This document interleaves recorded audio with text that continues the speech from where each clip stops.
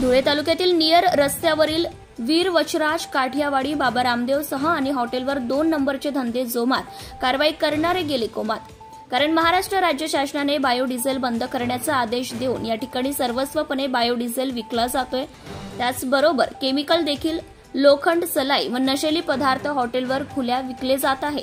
त्यावर कारवाई करण्यासाठी धुळे येथील पोलीस प्रशासन व तहसील अपयशी झाल्याचं दिसतंय. तहसीलदारांनी बायोडिझेलची व्हिडिओ फुटेज पूर्ण पाहिली.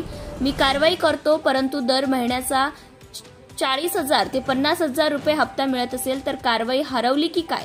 जर महसूल विभागाला 40,000 रुपये महिना असेल तर पोलीस प्रशासनाला एका महिन्याला 70,000 रुपये महिना मिळत असल्याचं बोलल्या जात आहे.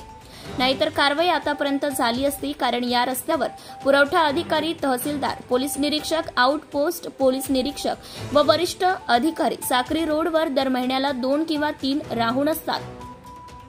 मग त्यांच्या समोरच 2 नंबरचे धंदे चालतात जोमात आणि ते जातात कोमात, अशी परिस्थिती निर्माण झाली आहे. तहसीलदारांनी दिलेला शब्द पाळला गेला नाही म्हणजे कुठेतरी कर्तव्य घाण ठेवल्याचं बोलल्या जात आहे. आता यावर उपविभागीय अधिकारी प्रांत साहेब कारवाई करतील का? या वरिष्ठ अधिकाऱ्यांना जावा लागेल अशी परिस्थिती निर्माण झाली आहे.